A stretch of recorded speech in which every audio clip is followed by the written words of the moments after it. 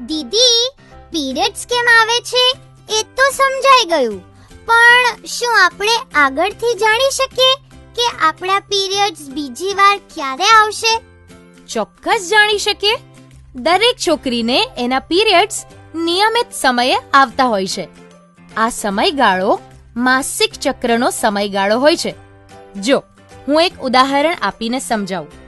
જો તમારા પીરિયડ્સ 10 જાન્યુઆરીથી શરૂ થાય છે અને બીજી વાર તમને 7 ફેબ્રુઆરીએ પીરિયડ્સ આવ્યા, તો તમારા માસિક ચક્રનો સમયગાળો 10 જાન્યુઆરીથી 6 ફેબ્રુઆરીનો હશે, એટલે કે કુલ 28 દિવસો. આનો અર્થ એ થાય કે તમારું માસિક ચક્ર 28 દિવસનું છે. તમને દર 28 દિવસ બાદ પીરિયડ્સ આવવાની શક્યતા છે. પણ યાદ રાખો, દરેક છોકરીના માસિક ચક્રનો સમયગાળો અલગ અલગ હોય છે. અરે વાહ! તો પછી આ રીતે હું આગળથી જાણી શકું કે મને આવતી વખતે પીરિયડ્સ ક્યારે આવશે? આ તો તમે ઘણી સારી વાત કીધી. હું મારા આવનારા પીરિયડ્સ માટે તૈયાર રહી શકીશ.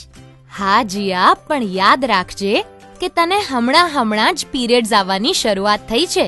તારા શરીરને આ નવી પ્રક્રિયા પ્રમાણે બદલવામાં થોડો સમય લાગશે.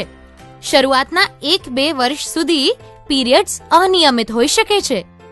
કોઈ પણ કારણે જો તમારા પીરિયડ્સ 10 દિવસથી વધુ ચાલે, અથવા તમારા પીરિયડ્સમાં એટલું બધું લોહી વહેવા માંડે કે દર કલાકે પેડ બદલવા પડે, અથવા જામેલા લોહીના મોટા મોટા ગાંઠા પડે, તો ડોક્ટરને અચૂક બતાવો.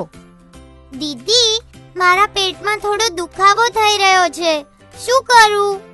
જીયા, પીરિયડ્સ દરમિયાન ઘણી બધી છોકરીઓને પેટના નીચલા ભાગમાં દુખાવો અથવા વંઠ થઈ શકે છે. લોહીને શરીરમાંથી બહાર કાઢવા માટે ગર્ભાશય સંકોચાય છે, જેને લીધે અમુક છોકરીઓને ક્યારેક દુખાવો થઈ શકે છે. આ સામાન્ય વાત છે અને આમાં ગભરાવાની કોઈ જ જરૂર નથી. અમુક છોકરીઓને પીરિયડ્સ દરમિયાન શરીરમાં થઈ રહેલા ફેરફારોને લીધે મોઢા પર ખીલ પણ થઈ શકે છે, માથું દુખી શકે છે, અથવા એમનો મૂડ સારો કે ખરાબ થાય છે. આ તકલીફોનો સામનો કરવા માટે હું તમને થોડા ઉપાયો બતાવું. રોજ અડધો કલાક એકદમ ઝડપથી ચાલો.